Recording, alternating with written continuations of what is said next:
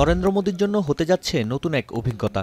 ২০০১ সালে গুজরাটের মুখ্যমন্ত্রী হিসেবে নিরঙ্কুশ জয় পেয়েছিলেন মোদী। এরপর ২০১৪ ও ২০১৯ সালের নির্বাচনে একক সংখ্যাগরিষ্ঠতা পায় মোদীর দল বিজেপি। তবে এবারের নির্বাচনে ভেস্তে যায় ৪০০ আসন পাওয়ার স্বপ্ন। এক দশক পর অবসান হল বিজেপির একক আধিপত্যের। ১৮তম লোকসভা নির্বাচনে এককভাবে ২৪০টি আসন পেয়েছে বিজেপি, যেখানে সরকার গঠনে আসন প্রয়োজন ২৭২টি। তাই শরিকদের কাঁধে ভর করে সরকার গঠন করেছে বিজেপি। সরকার গঠনে লিখিত সমর্থন মিলেছে তেলুগু দেশম পার্টি ও জনতা দল ইউনাইটেডের পক্ষ থেকে।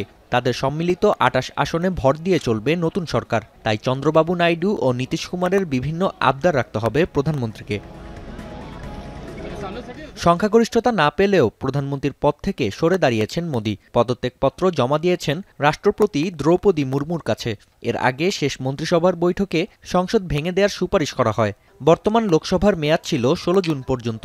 ভারতীয় সংবাদ মাধ্যম বলছে, আগামী ৮ জুন নতুন মেয়াদে প্রধানমন্ত্রী হিসেবে শপথ নিতে যাচ্ছেন নরেন্দ্র মোদী।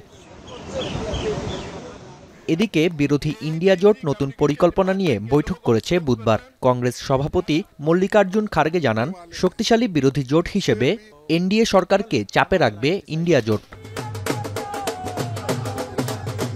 নাফিয়া আরমান মনন, এখন বিশ্ব। ওয়ালটন ফ্রিজ কিনে অনেকের মতো আপনিও হয়ে যেতে পারেন মিলেনিয়াল।